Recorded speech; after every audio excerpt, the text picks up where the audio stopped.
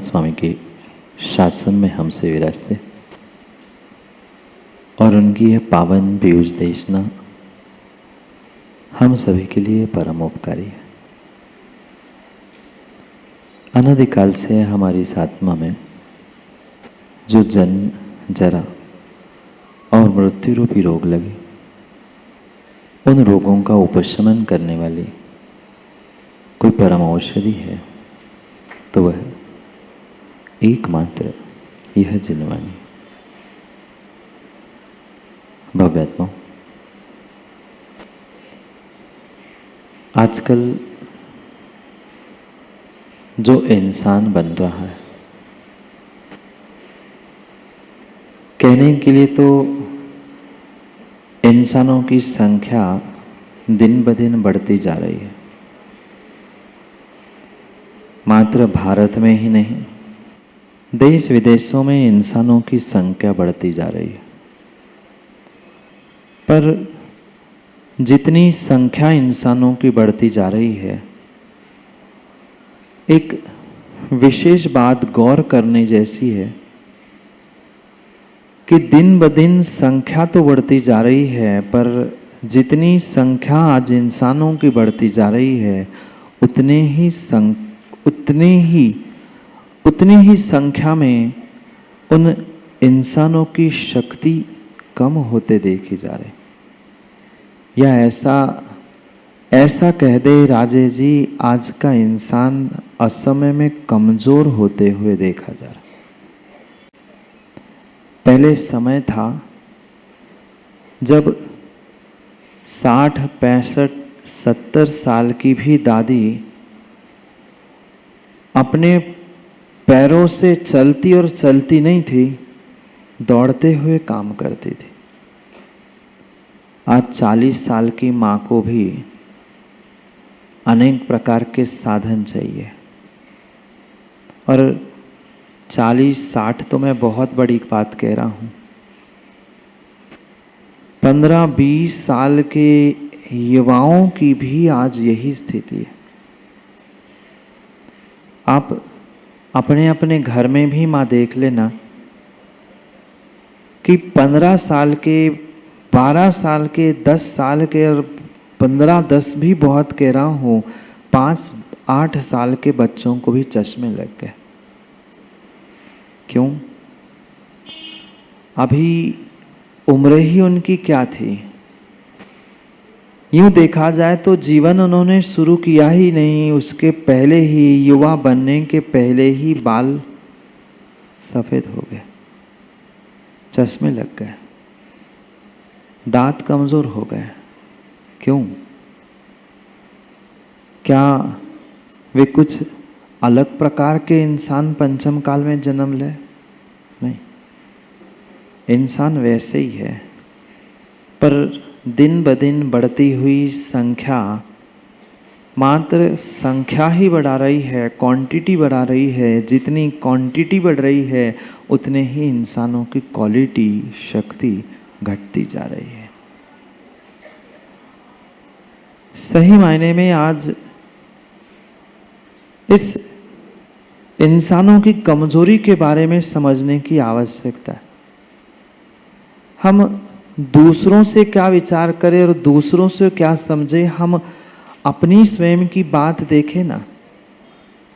थोड़ा सा भी कुछ विपरीत समय आता है, कुछ विपरीत परिस्थिति सामने आती है, आज का इंसान तुरंत बौखला जाता है। भले ही कुछ समय बाद पुनः समझ जाए, पर कुछ समय के लिए तो अपने आप का आपा खो देता है। क्यों ऐसा हो रहा है? क्यों इंसान इतना कमजोर होता जा रहा है? मात्र खाना पीना यही साधन कमजोर है ऐसा नहीं है। आज भी बहुत सारे पौष्टिक द्रव्य प्राप्त हो सकते हैं, पर समस्या युवाओं ये है कि जो इन साधनों से, साधनाओं से ऊर्जा बन रही है, वह ऊर्जा हर समय हम बाहर फेंक रहे हैं। शरीर में इतनी प्रचंड ऊर्जा है, अगर उस ऊर्जा को हम विधायक बनाएं, ऊर्जा का सही मायने में रूपांतर करें और उस ऊर्जा को रोकने का प्रयास करें, तो विश्वास मानना आज का इंसान भी बहुत कुछ कर सकता है। पर समस्या उसके साथ यही है कि वह अपने आप को मैनेज नहीं कर पा रहा है। अपनी ऊर्जा, अपने इमोशंस, अपने शरीर और अपने किसी भी कार्य को मैनेज ना करने के कारण से ही ये समस्या उसके साथ हो रही है।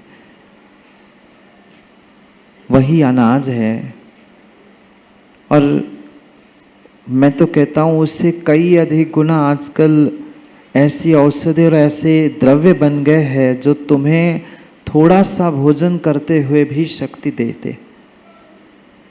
पर सब कुछ देने के बावजूद भी व्यक्ति अपने आप में कमजोर क्यों पड़ रहा है?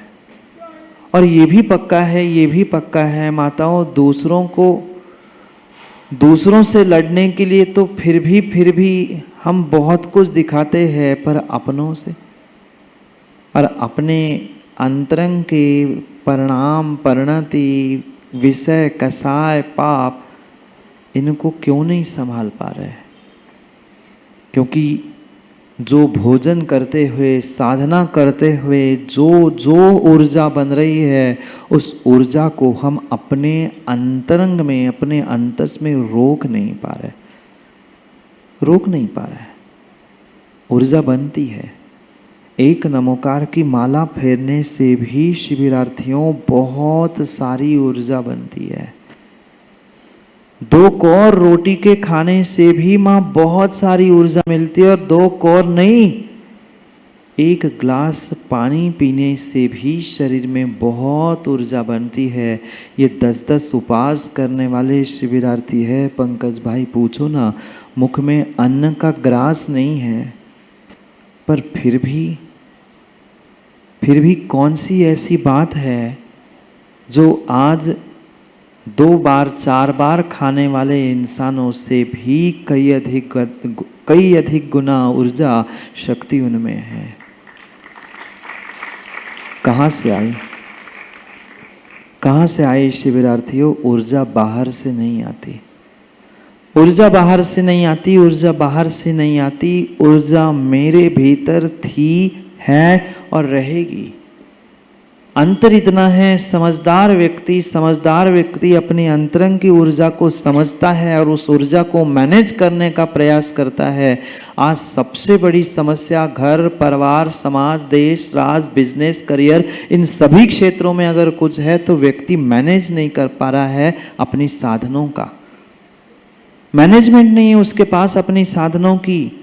इतने साधन और इतनी ऊर्जा आज इंसान के पास है, पर ना ऊर्जा का, ना समय का, ना विचारों का, ना अपने रिलेशंस का, ना अपने इमोशंस का, उसके पास मैनेजमेंट ही नहीं है।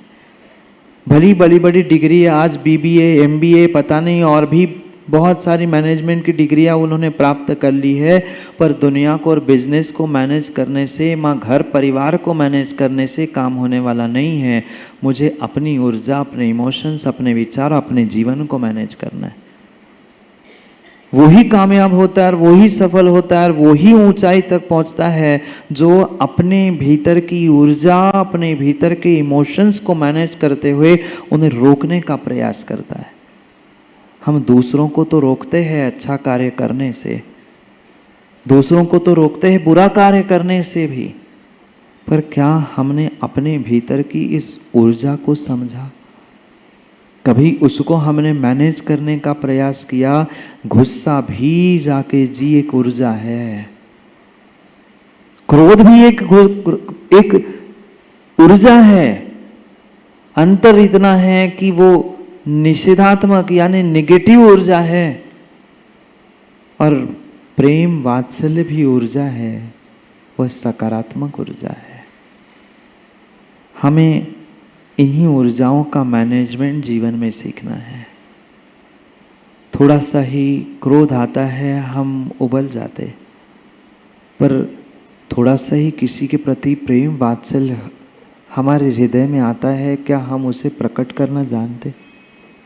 नहीं जानते, नहीं जानते, नहीं जानते। हमारी सकारात्मक नकारात्मक दोनों ऊर्जाओं को बैलेंस करते हुए हमें अपने आप को सकारात्मक करना था, ऊपर ले जाना था, ऊपर ले जाना था। क्योंकि ऊर्जा शब्द ही हमें कह रहा है ऊर्जा, ऊपर जा।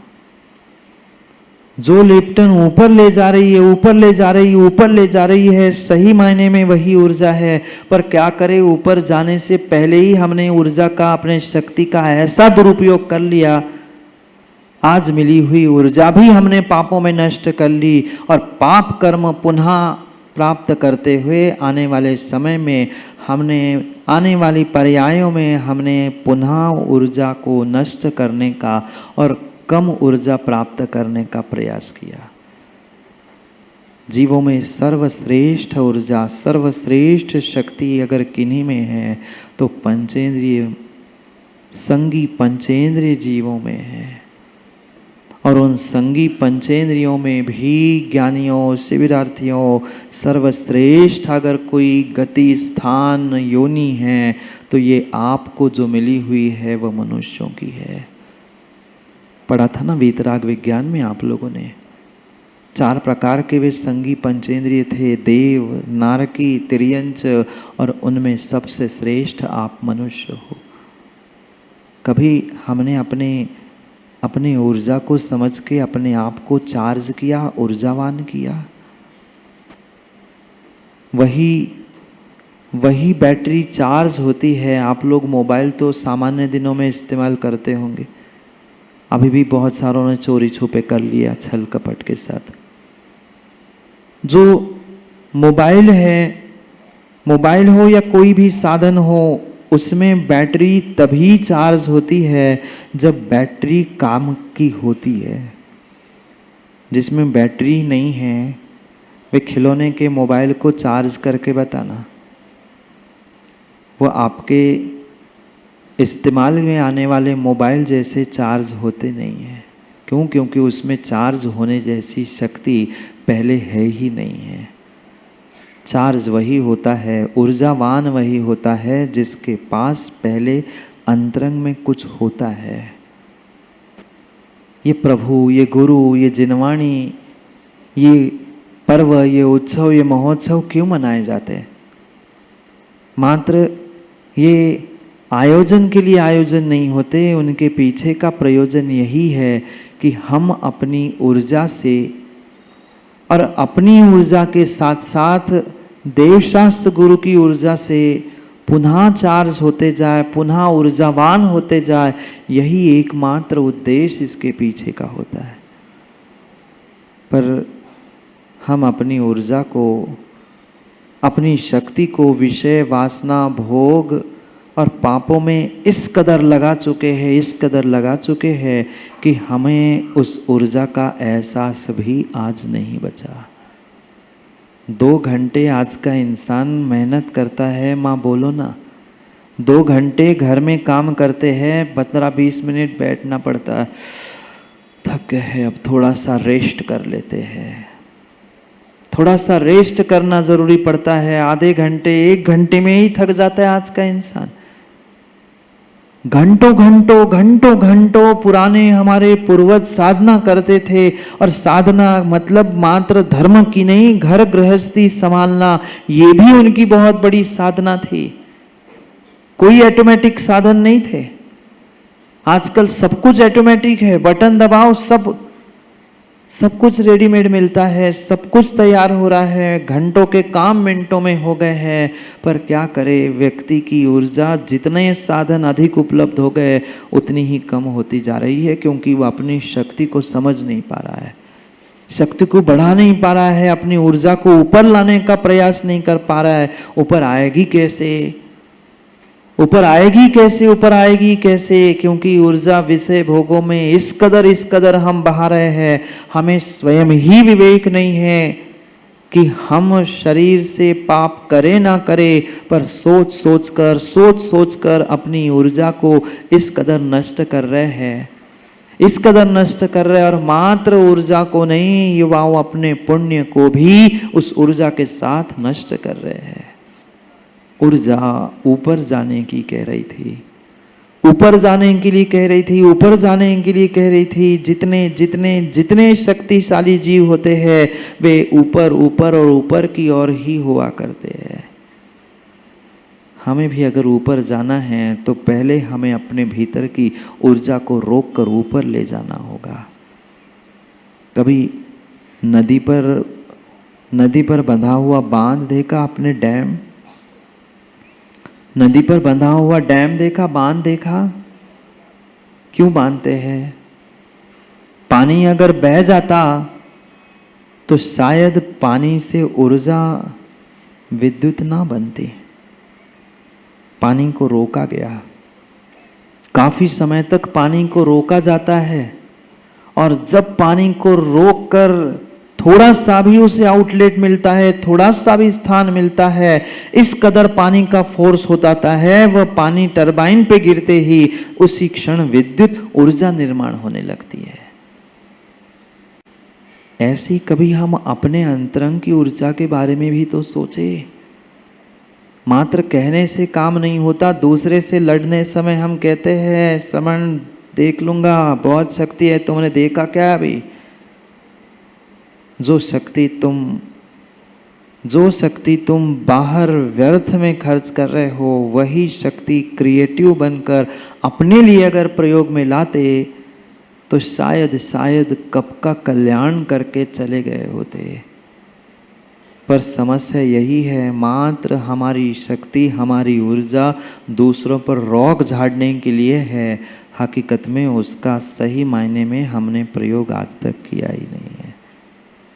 ही नहीं है। जैसे ही वह बांध, नदी पर बंधा हुआ बांध पानी को रोकता है, जो आगे बहने वाला पानी था, कुछ दिन बाद उसकी लेवल, पानी की लेवल बढ़ती जाती है, पानी की लेवल बढ़ती जाती है, और पानी की लेवल बढ़ते ही उसमें ऊर्जा का संचार होता है। ज्ञानी, ऐसे ही हमें अपने भीतर की ऊर्जा की लेवल बढ़ानी है।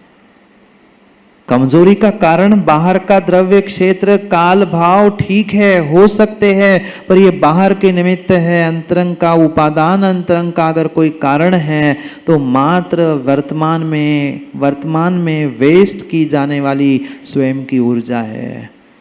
चाहे किसी प्रकार की ऊर्जा हो, 24 घंटे बकबक करते हुए, बातें करते करते अपनी अंतरंग की ऊर्जा को निकाल लो। चाहे आंखों से अपनी ऊर्जाओं को निकाल लो, चाहे कुछ दूसरों को सूंघते हुए, किसी को सुनते हुए, किसी को सुनाते हुए, किसी को स्पर्श करते हुए, जो तुमने ज्ञानियों काम किया है, सर्वत्र तुमने अपने ऊर्जा को नष्ट करने का, ऊर्जा को बहाने का प्रयास किया है।